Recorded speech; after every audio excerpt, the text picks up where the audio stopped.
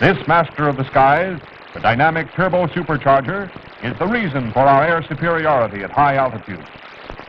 For the year 1941, the Collier Trophy, one of the highest honors in aeronautics, was awarded jointly to Dr. Sanford A. Moss and the Army Air Forces for 25 years of collaboration in perfecting the turbo supercharger, which is playing a leading role in sweeping our enemies to defeat. The turbo supercharger makes possible high-altitude flying with full engine power. An airplane engine derives its power from explosions of a mixture of air and gasoline. At altitudes above sea level, the air gets thinner and thinner. Therefore, these explosions get weaker and weaker. At 20,000 feet, an unsupercharged airplane engine gives but one-half its normal power. At 35,000 feet, only a quarter of its power. The turbo supercharger counteracts this loss of power by compressing and cramming air into the engine, thereby maintaining proper manifold pressure to give full power at high altitude. It performs the same service for engines that oxygen equipment performs for pilots, kidding the engine into thinking it is always working at sea level.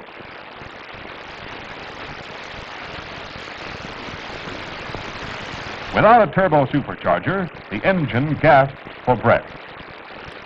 During World War I, the first model turbo supercharger was tested under great difficulty. On a truck at the summit of Pikes Peak, 14,100 feet above sea level. The Liberty engine developed 400 horsepower at sea level, but moving up to 14,000 feet, it dropped to 265 horsepower. Then the turbo supercharger not only boosted it up to 400 horsepower, but to 410, or 10 more than normal at sea level. The turbo supercharger has demonstrated its worth in actual combat all over the globe. Our great bombers, the Boeing B-17 Flying Fortress and consolidated B-24 Liberator, together with the Lockheed P-38 Interceptor, the P-43 Lancer, and the deadly Republic P-47 Thunderbolt, are all turbo supercharger equipped, which enables them to fly and fight effectively at great heights above the earth. Our turbo supercharged interceptors and pursuit can get on top and stay on top of anything the enemy has to offer. These tactical advantages are the key to air supremacy and ultimate victory. Turbo superchargers permit our bomber pilots to avoid bad weather, even storms, by climbing over them, making it possible to fly at altitudes and speeds which result in maximum engine efficiency.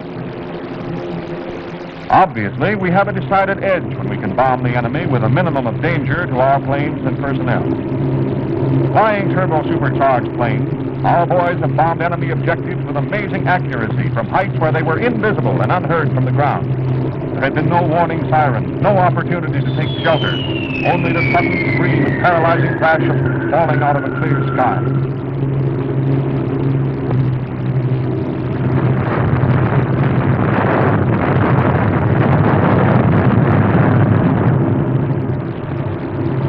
Almost without exception, these planes have returned safely from their mission. Time after time, you have read of our big bombers returning unscratched from perilous raids in all theaters of the war. It is true that our heavy bombers have been in dogfights, have suffered casualties in men and planes, but in practically every instance, this has happened when planes were operating at levels below 25,000 feet. Another reason we have to get up higher and higher is to get above the effective range of anti-aircraft fire, which has been reported even above 30,000 feet.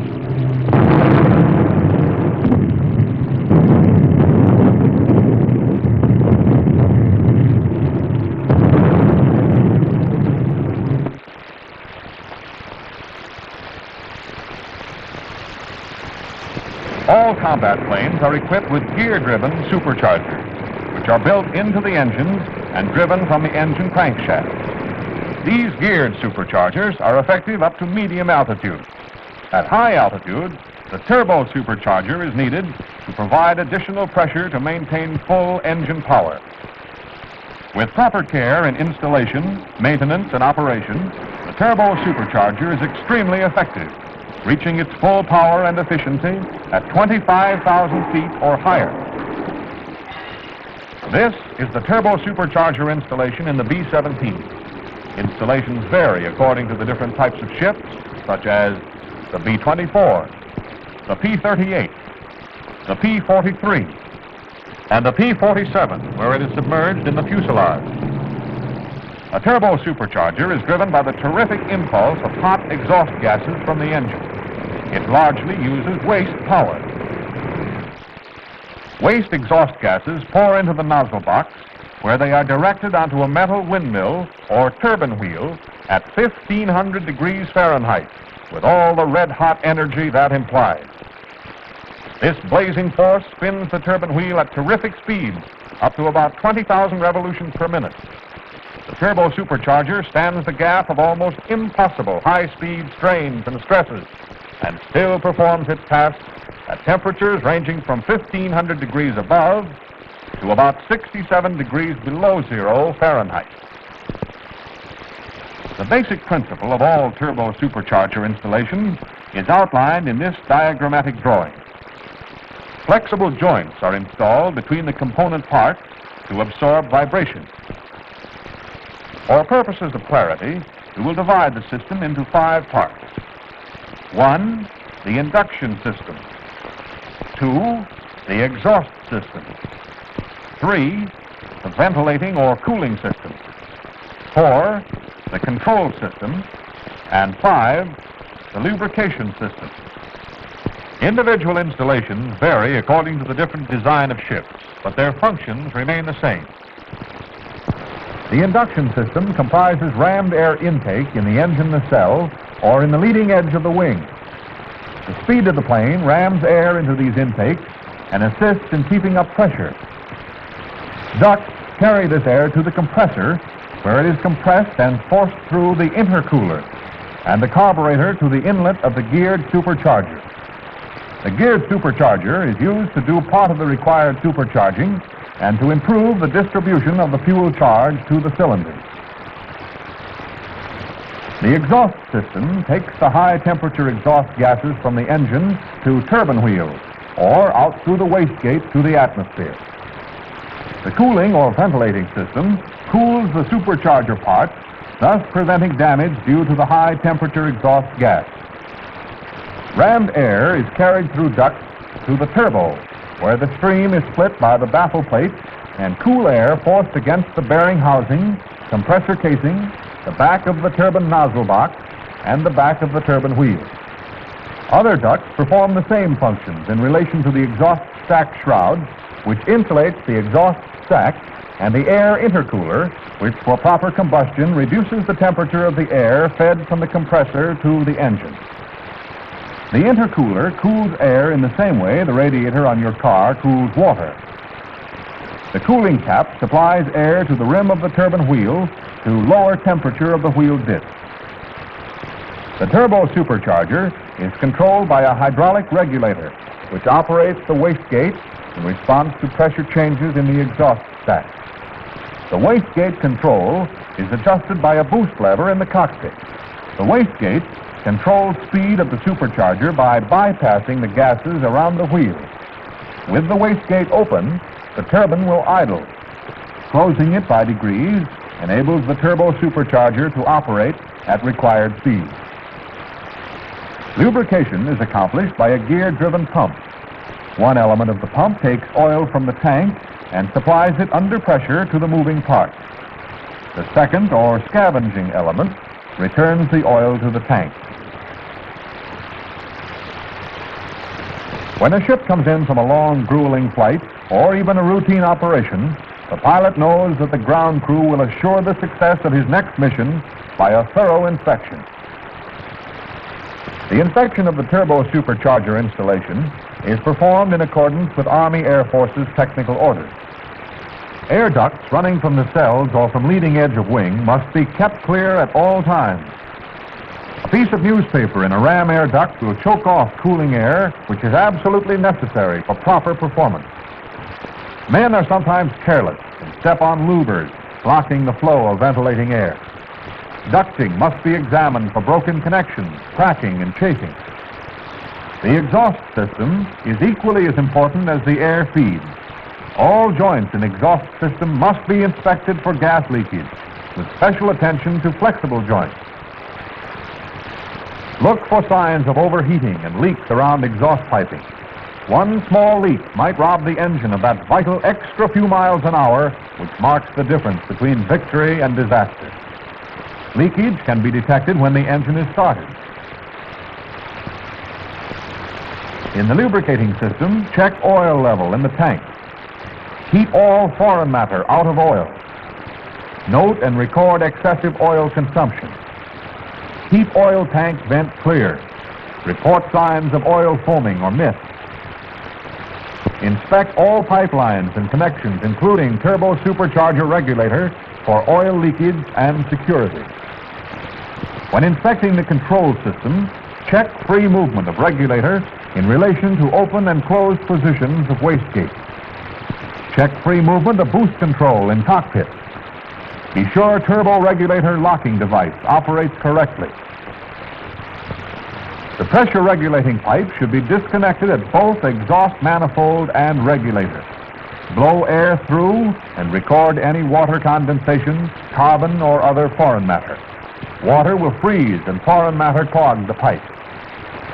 Test pipe to make sure there is no leakage. See that regulating pipe orifice in exhaust manifold is free from carbon or corrosion. Inspect turbo supercharger to see that it is firmly in place. Inspect nozzle box for deformation or cracking. Turn turbine wheel by hand, feeling for any obstructions or tight spots. Listen closely for strange noises or rubbing, which might be caused by foreign matter on back of wheel.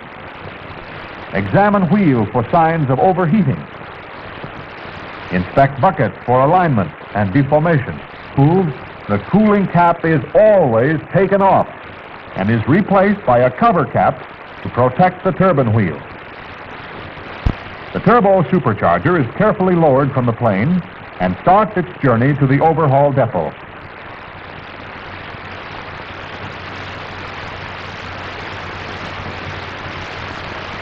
At the depot, the supercharger is placed wheel down on a special stand for disassembly. After proper clearances are taken, the rear compressor casing and gasket are removed, revealing the impeller and diffuser. The impeller is on the same shaft as the turbine wheel and discharges air through the diffuser to the compressor casing, which collects the compressed air and feeds it to the engine. After removing the impeller, the front compressor casing and diffuser are taken off as a unit. Note that we are working from rear to front, as the turbine wheel side is always called the front, regardless of position. This disassembly appears very simple. Actually, it is a long and careful process, which we will demonstrate by the more detailed removal of the rear bearing and its housing. Safety wires are cut, and the 3 retaining screws taken out. The rear bearing clamp washer is lifted off, and the same 3 retaining screws inserted in the threaded jacking holes in the flange of the rear bearing housing. Each of the 3 screws is turned a little at a time, one after another, thus evenly jacking out the rear bearing and housing.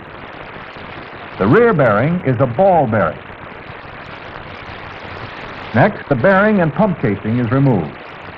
The oil pump is operated by this drive sleeve, which is locked onto the shaft with the Woodruff key. Then the front bearing, which is a roller bearing, is removed. The baffle plate is a radiation shield and also divides and directs rammed cooling air against the bearing and pump casing, front compressor casing, the back of the turbine nozzle box, and the back of the turbine wheel. A series of blades in the nozzle box directs the high-temperature exhaust gases onto the buckets of the turbine wheel. These buckets are separate blades driven into slots in the wheel. During disassembly, 5 clearances are taken. 1, annulus. 2, blade side of impeller to rear compressor casing. 3, plane side of impeller to front compressor casing. 4, pump backlash. 5, between turbine wheel and nozzle box. Here are all the parts of a turbo supercharger. The disassembly you have just seen in a minute or two actually takes a skilled mechanic several hours. After disassembly, careful inspection is made of all parts to determine those which are to be repaired or replaced. One of the most precise repair processes is proper balancing of the rotor unit. This balancing is necessitated by even minute differences in the parts as placed on rotor assembly. The rotor unit is placed on the balancing stand where it is dynamically balanced. Running at speeds in excess of 20,000 RPM and in any position which the plane flies calls for more delicate balancing than a fine watch.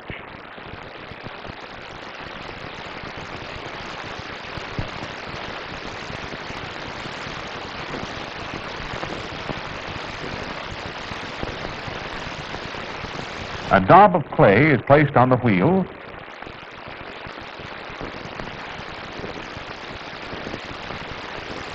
Then shifted to find the point at which vibration becomes negligible.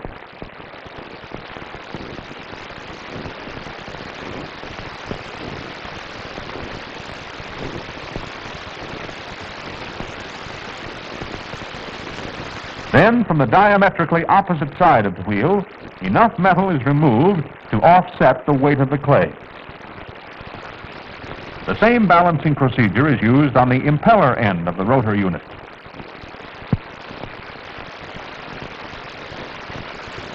And enough metal is removed to balance the impeller. After balancing of rotor and assembly of supercharger, it is ready to be returned to the flying field.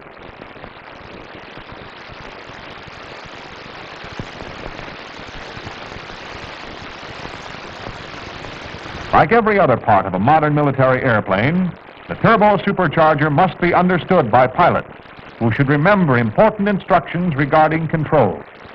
Before starting the engines, be sure that the turbo supercharger is in the off position. No provision is normally made to supply engine air except through the turbo, its ducting, and intercooler. Therefore, considerable resistance will be imposed on airflow to the engine when the turbo regulator is in the off position.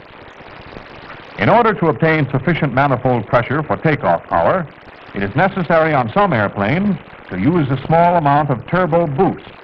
Close the wastegate a little. Tactical requirements may dictate using military rated power for a period not exceeding 5 minutes. Climbs are usually made with about normal rated power. Small adjustment of the turbo control may be necessary during climb to keep manifold pressure at desired level. For low altitude, low power cruising, when the geared supercharger is enough to provide proper manifold pressure, reduce engine throttle to maintain the desired manifold pressure. At high altitudes of more than 20,000 feet, it is not practicable to operate at very low engine speeds and power. Turbo superchargers should be kept engaged at all times when induction system icing may be encountered. Above approximately 25,000 feet, manifold pressure should be reduced in accordance with the instructions given for each type of plane to avoid overspeeding the turbo supercharger. For gliding and approach for landing, the turbo regulator is set approximately at maximum cruise position to ensure power to go around the field again if necessary. The performance of ships equipped with turbo superchargers is a matter of teamwork between ground crews and pilots. It is not necessary for a pilot to learn all the mechanical details of construction, but it is for him to know what he can expect from a turbo supercharger when he needs its assistance to win the fight, save the lives of his crew and himself. The men who fly these powerful planes are going to depend upon their turbo superchargers in emergencies which will test all their skill, strength, and courage. Operation and control are largely automatic, but there are certain times when the pilot needs power and needs it instantly. These times occur under stress of actual combat conditions, and his reaction should be instinctive. The pilot will depend upon his master of the skies to give him the edge of speed and maneuverability, which means the difference between defeat and victory in the substratosphere regions of the sky. It is with enormous pride in American scientific invention and mechanical ability we look at our interceptors and pursuits, which can get on top of anything that flies. It is with a feeling of grim satisfaction that we know our bombers are able to shoot down or escape from anything the enemy can put in the air. This edge is held only as long as the turbo superchargers on each and every one of these planes is kept at the peak of performance. They must answer every demand that the pilot makes. It's up to the ground crews to keep them flying, and flying higher and higher. Ride the master of the skies to victory.